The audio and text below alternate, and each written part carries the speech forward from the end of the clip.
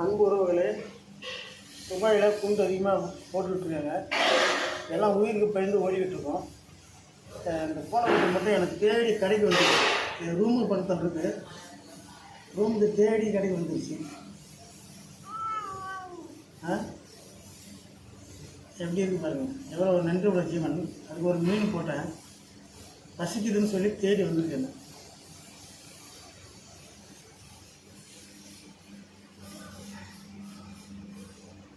சும்மா சிறுத்தை மாதிரி இருக்கும். ஏங்க பாரு, இங்கே பார், இங்கே பார், பார், எல்லாத்தையும் பார். ஹாய், சரி சாப்பிடு, சாப்பிடு, சாப்பிடு.